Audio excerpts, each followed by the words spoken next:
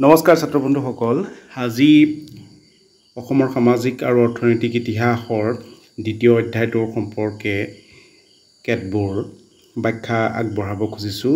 এই সামাজিক আৰু অৰ্থনৈতিক ইতিহাসখনৰ যোগেদি ছাত্ৰ ছাত্ৰীসকলে অসমৰ প্ৰাচীন কালৰ পৰা আধুনিক কাললৈকে সকলো তথ্য বিতংভাৱে লাভ কৰিবলৈ সক্ষম হৈছে আৰু ইয়াত যিখিনি পাঠ্যক্ৰম আছে সেই পাঠ্যক্ৰমসমূহে ছাত্ৰ ছাত্ৰীৰ যিখিনি ইতিহাসিক খোকোজা সেইখিনি দূৰ কৰিবলৈ সক্ষম হ'ব। ইয়াৰ পাঠটো আৰম্ভ হৈছে মধ্যযুগত অসমৰ সমাজ ছ'চাইটি ইন মেডিয়েভেল আছাম। এই ছ'চাইটি ইন মেডিয়েভেল আছামৰ প্ৰথম পাঠটো হ'ল জাতি ব্যৱস্থা সম্পৰ্কে আছে, social structure in the Brahmaputra valley caste system.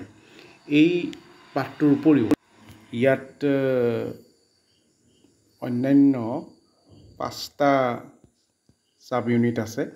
5টা ছাব ইউনিটৰ প্ৰত্যেকটোৱেই মধ্যযুগীয় অসমৰ সামাজিক আৰু অৰ্থনৈতিক ব্যৱস্থাৰ চিত্ৰ প্ৰতিফলিত কৰিবলৈ সক্ষম হৈছে আৰু এই পাঠটোৰ সম্পৰ্কে বিতংভাৱে আলোচনা কৰিবলৈ যাওঁতে আমি প্ৰথমতে ব্ৰহ্মপুত্ৰ উপত্যকাৰ সামাজিক সংৰচনা জাতি ব্যৱস্থা এই সম্পৰ্কে আলোচনা কৰিছোঁ। আচলতে খ্ৰীষ্টীয় ত্ৰয়োদশ শতিকাৰ প্ৰথম ভাগত চুকাফাৰ নেতৃত্বত আহোমসকলে অসমলৈ অহাৰ সময়ত ব্ৰহ্মপুত্ৰ উপত্যকাত চুতীয়া কছাৰী মৰাণ বৰাহী ভূঞা কমতা আৰু পশ্চিম ফাললৈ কোচ ৰাজ্য ইয়াত অৱস্থিত হৈ আছিলে আৰু এই কোচ ৰাজ্যৰ সীমালৈকে মধ্যযুগৰ অসমৰ সীমা আছিল বুলি বিভিন্ন ইতিহাসবিদসকলে ক'ব খোজে, যদিও ব্ৰহ্মপুত্ৰৰ উপত্যকাত সেই সময়ত অসম নামৰ কোনো ৰাজ্যৰ অস্তিত্ব নাছিল। কিন্তু আহোমসকলে চুকাফাৰ নেতৃত্বত চুবুৰীয়া অন্যান্য ৰাজ্যসমূহক মিত্ৰতাৰে বা দমনমূলক নীতিৰে বশ কৰি এখন সুকীয়া ৰাজ্যৰ ভেটি ব্ৰহ্মপুত্ৰ উপত্যকাত প্ৰৱৰ্তন কৰিবলৈ সমৰ্থ হৈছিল। ইতিহাসবিদ ডক্টৰ ডম্বৰুধৰ নাথে খ্ৰীষ্টীয় ত্ৰয়োদশ শতিকাৰ প্ৰথম ভাগত আহোমসকল অসমলৈ অহাৰ পূৰ্বে সমগ্ৰ ব্ৰহ্মপুত্ৰ উপত্যকাৰ অসম নামৰ কোনো ৰাজ্যৰ অৱস্থিতি নাছিল বুলি কোৱা হৈছে।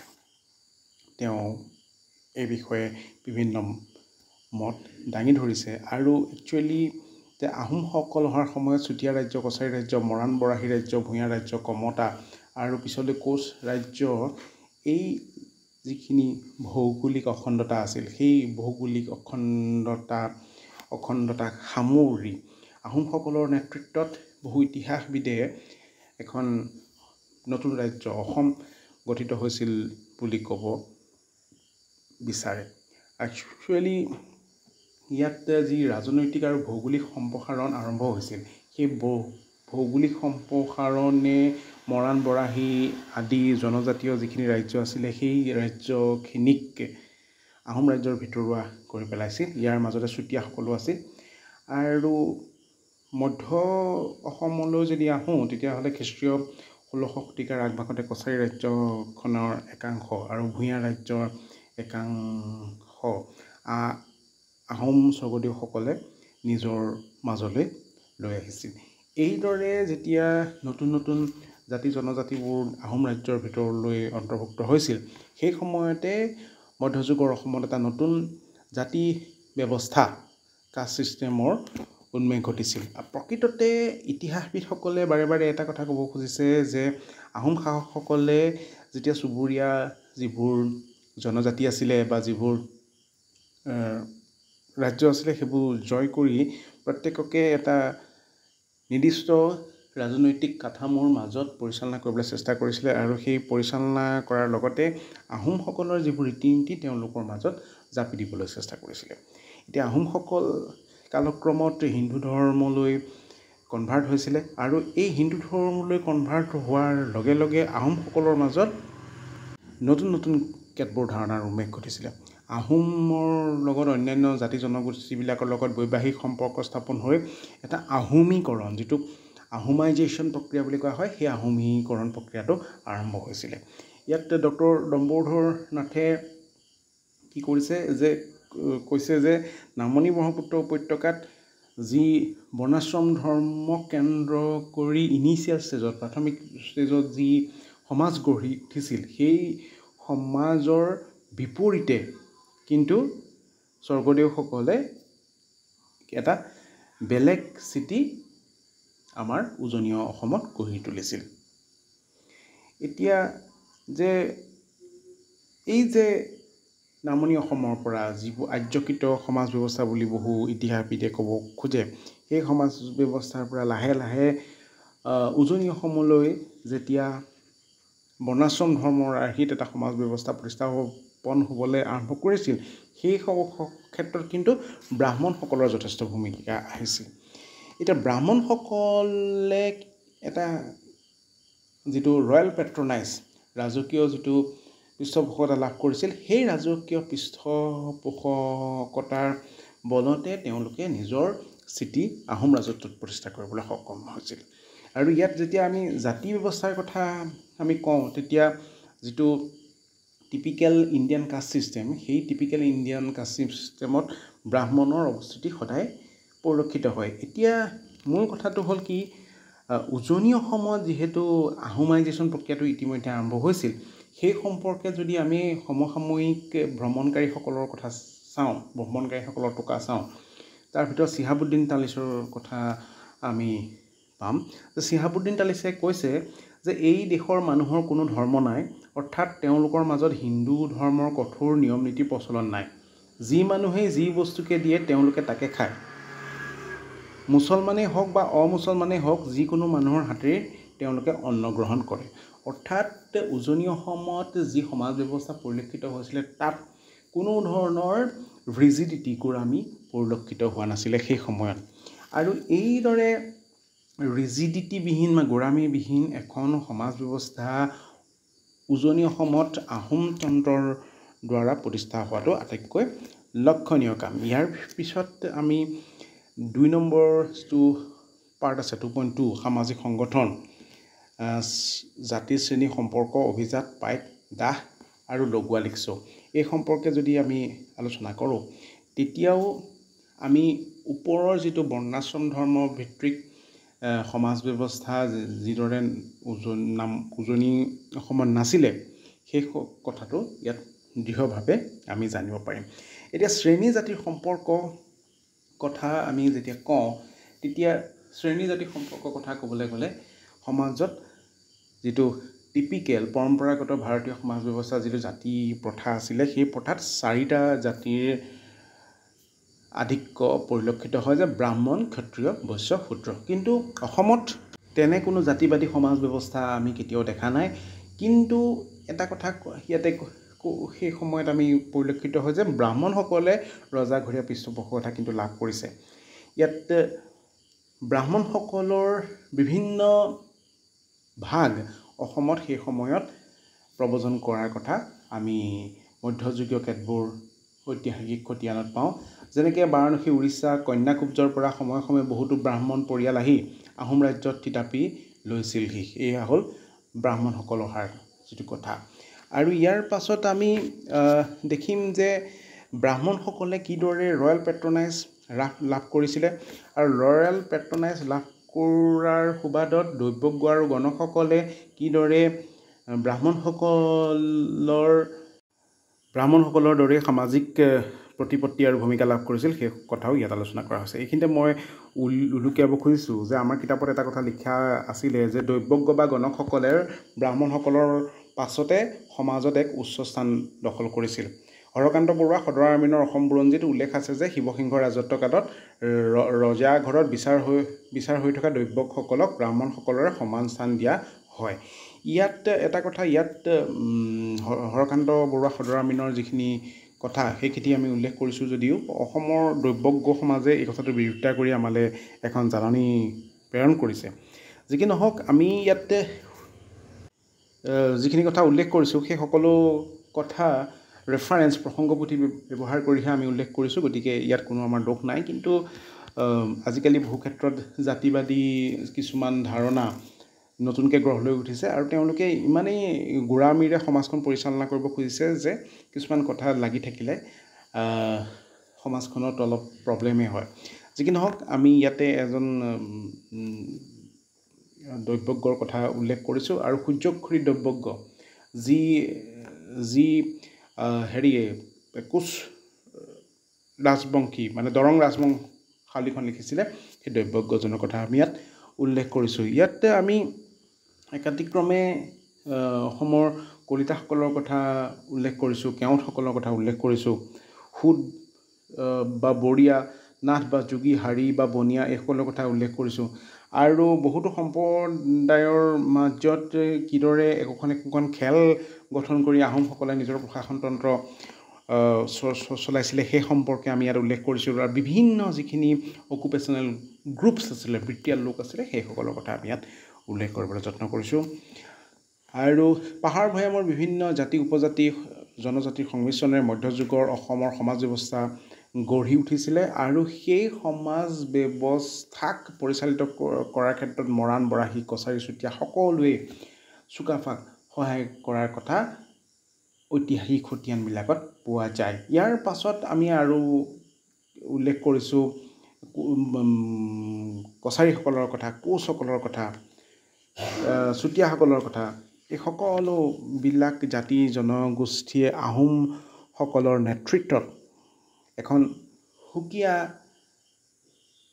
পৰিচয়েৰে ৰাজ্য গঠন হোৱাত আহোমসকলক সহায় কৰিছিলে বুলি বহুতো ঐতিহাসিক তত্ত্বত পোৱা যায় ইয়াত ইছলাম ধৰ্মাৱলম্বীসকলৰ কথা উল্লেখ আছে গতিকে ছাত্ৰ বন্ধুসকলে যদি স্কিপ নকৰাকৈ শেষলৈকে ভিডিঅ'টো চাই তেন্তে এই সম্পৰ্কে সম্যক জ্ঞান লাভ কৰিবলৈ সক্ষম হ'ব নেক্সট ওৱান ইজ নবিলিটি ইয়াতে লিষ্ট অফ অকুপেশ্যনেল গ্ৰুপছ সম্পৰ্কে মই ইয়াত তথ্য দি দিছোঁ গতিকে এই অকুপেশ্যনেল গ্ৰুপছসমূহৰ কথা তোমালোকে ভালদৰে চাবা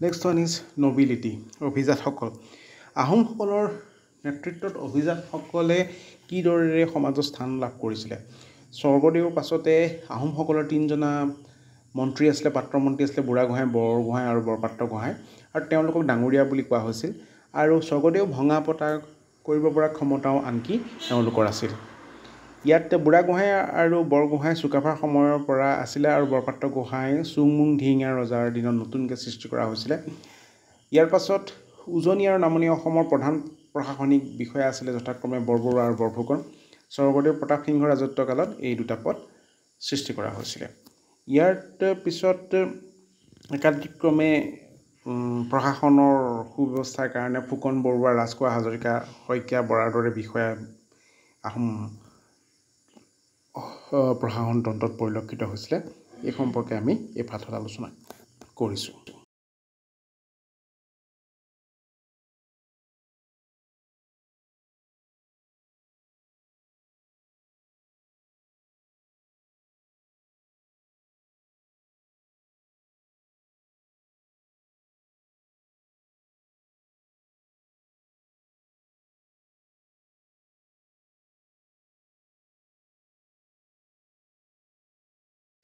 তো আহোম ৰাজ্যৰ পৰিসৰ বাঢ়ি যোৱাৰ লগে লগে কিছুমান সীমান্তৱৰ্তী বিষয়া আছিলে। তাৰ ভিতৰত দাঁতিয়লীয়া গোহাঁই, শদিয়াখোৱা গোহাঁই, মৰঙীখোৱা গোহাঁই, শলাল গোহাঁই এইসকলৰ কথা উল্লেখযোগ্য। ইয়াত পাইক প্ৰথাৰ দুটা ভাগ আছিলে, চমুৱা আৰু কাৰী। এইসকলৰ কথা আমি ধুনীয়াকৈ ইয়াতে উল্লেখ কৰিব খুজিছোঁ। ইয়াত সাতঘৰীয়া আহোমসকলৰ কথা কোৱা হৈছে। বিভিন্ন ইতিহাসবিদে সাতঘৰীয়া আহোমসকলৰ কথা বেলেগ বেলেগকৈ কৈছে। ইয়াত তালিকাভুক্ত কৰি দিছোঁ। ছাত্ৰ ছাত্ৰীসকলে এই কথাটো মনোযোগেৰে চালে বুজিব পাৰিবা।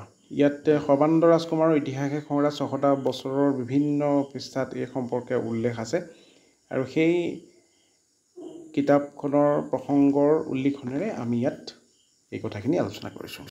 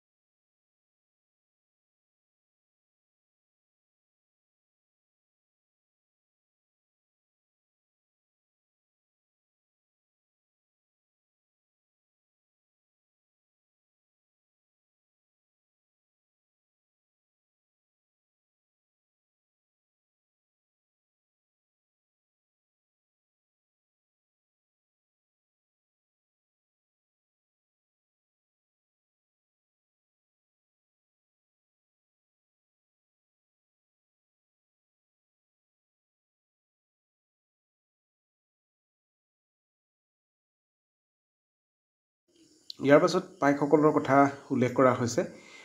আহোম ৰাজত্ব পৰিচালনাৰ কাৰণে এটা উল্লেখযোগ্য প্ৰশাসনিক তন্ত্ৰ আছিলে পাইক ব্যৱস্থা।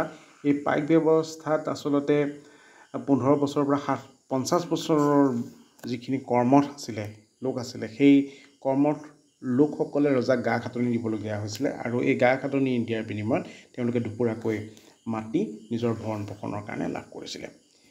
এইখিনি তথ্য পাইক ব্যৱস্থাৰ পৰা আমি জানিব পাৰোঁ। ইয়াত পাইক ব্যৱস্থাৰ যিখিনি কাৰ্য আছে সেই কথাখিনি আমি ইয়াত ধুনীয়াকৈ উল্লেখ কৰিব খুজিছোঁ যে পাইকসকলে কিমান মাটি পাইছিলে, পাইকসকলে কি কাম কৰিছিলে, পাইকসকলৰ প্ৰশাসনিক যিটো ব্যৱস্থা আছিলে, শইকীয়া, হাজৰিকা, বৰা, ফুকন এই সকলো কথা আমি ইয়াত উল্লেখ কৰিছোঁ। তোমালোকে যদি ভিডিঅ'টো ফুল স্ক্ৰীণত চোৱা তেতিয়াহ'লে এই কথাটো তোমালোকে ভালদৰে জানিব পাৰিবা। ইয়াত পাত্ৰমতী তিনিজনা আছিলে, বুঢ়াগোহাঁই, বৰগোহাঁই আৰু বৰপাত্ৰ গোহাঁই। তেওঁলোকৰ প্ৰত্যেকৰে দিনত 10,000কৈ পাইক আছিল।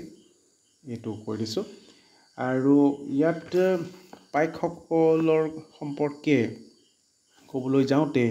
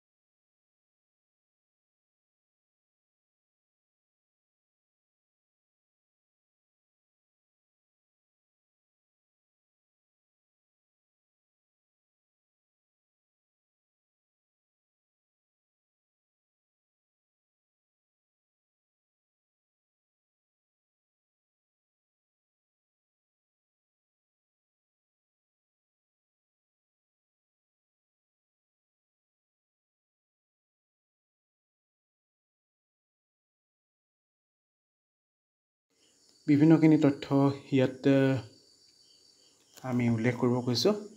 থাউকতে আমি যদি পাইকসকলৰ যিটো ছিষ্টেম সেই ছিষ্টেমটো ইয়াত আমি কৈছোঁ।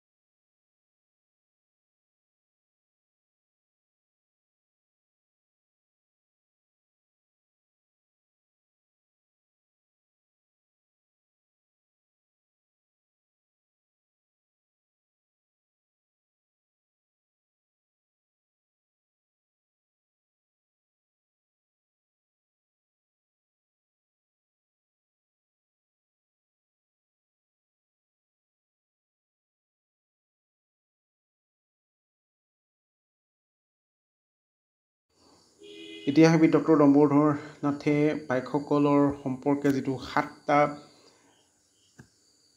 ক্লেৰিফিকেশ্যন দিছে, সেই ইউনিফৰ্মিটি, সেই পৰিচয়ৰ সম্পৰ্ক ইয়াতে আমি আলোচনা কৰিবলৈ চেষ্টা কৰিছোঁ। সাতটা এটা দুটা তিনিটা চাৰিটা 7টা আছে।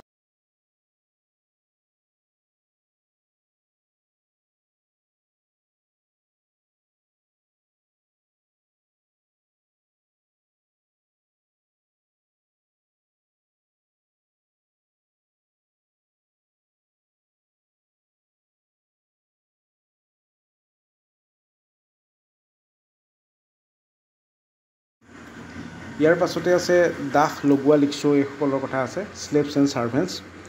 ছাত্ৰ বন্ধুসকলে শেষলৈকে ভালদৰে যদি চোৱা তেন্তে বিষয়বস্তুখিনি ভালদৰে অনুধাৱন কৰিব পাৰিব।